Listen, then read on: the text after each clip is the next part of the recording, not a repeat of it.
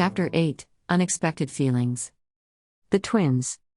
I stared in fascination at Arden as he crouched low over a pile of stones that he arranged to use as our stove. On top of the burning coals, the duck he caught was roasting quite nicely.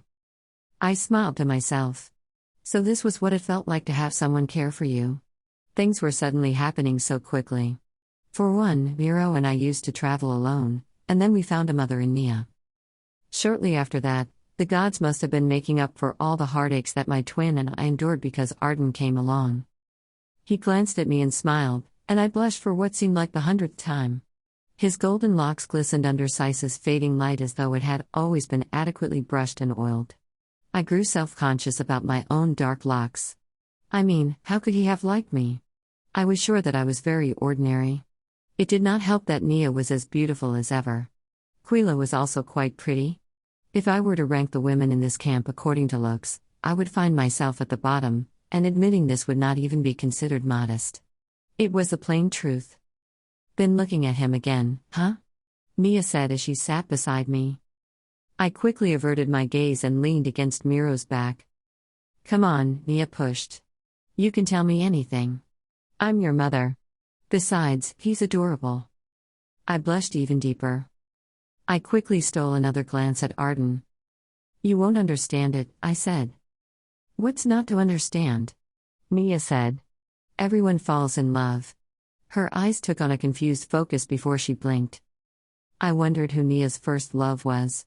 It would have been nice to hear her stories, the real ones. I like him, Mama, I said timidly. Nia smiled.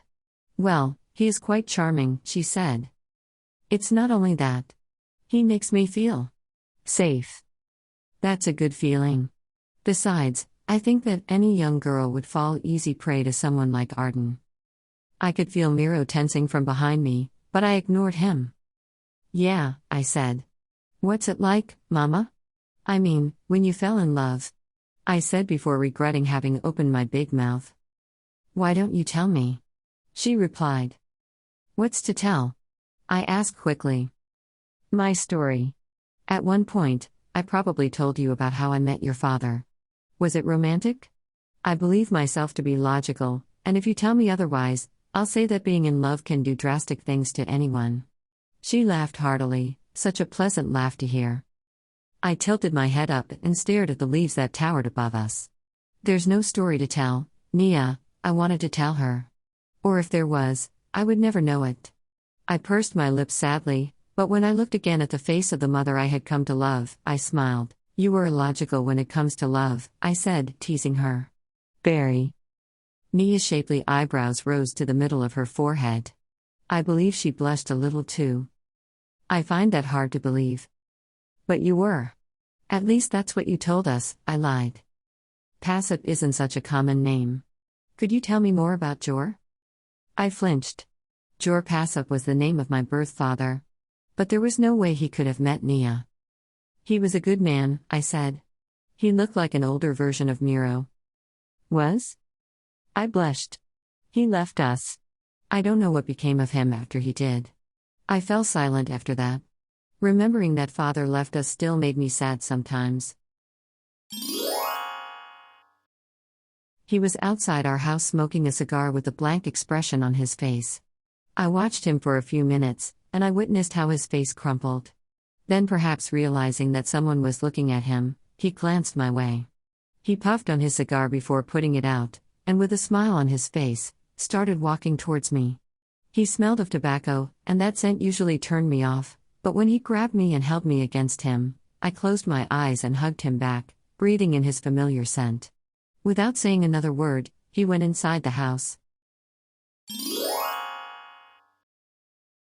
Nia reached for my hand and squeezed it, telling me she understood. It was a good thing that she had no more questions about why father left. Anyway, Nia said after a while, I say both of you are quite lovely. And since you don't look a thing like me, I could only assume that my husband was quite pleasant to look at too. I smiled slightly, feeling uneasy at the turn of our conversation. I was never good at lying. I glanced back at Arden, who was watching me with a smile pasted permanently on his lips. He's quite taken by you too, Nia whispered. I felt my face heating up. Do you really think so? Nia smiled, nodding. He's got big dreams. Did you know that? I gaped at my mother. What do you mean?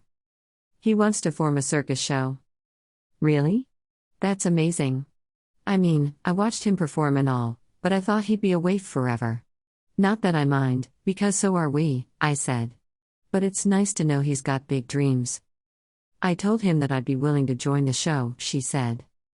Mama. I jolted. You're not thinking of joining the circus and leaving us behind. Are you?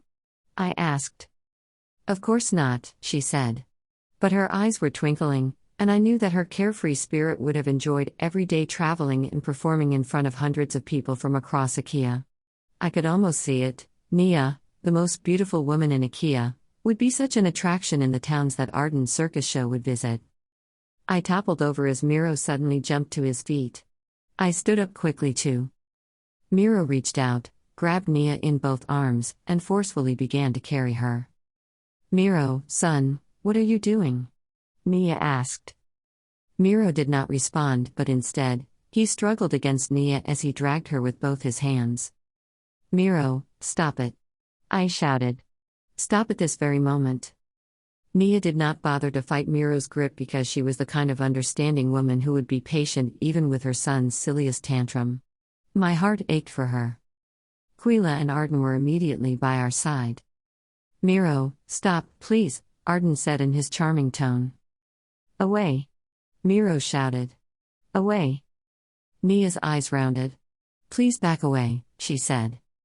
I stood there helplessly as I watched Miro drag poor Nia away. What are you doing? Arden said. Do you want us to perform for you? Come on, he continued. Then to Quila, he added, Go, Quila, entertain him. Quila's face went pale. She looked terrified of Miro. Who could blame her? Miro's dark eyes looked very angry. Miro, please release Nia, Arden said. Away. Miro repeated. At that, Quila tensed. Arden, please. Don't antagonize him. He'll freeze your heart again, she said in fear. Nia's face paled. Please, everybody, back away. Then to Miro, she added, Let's go back to the hut, dear, she said in a voice that was meant to soothe Miro.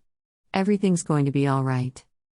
Soon Miro did not have to drag Nia anymore because she walked beside him. She even put her arms around him as they walked slowly towards the makeshift hut.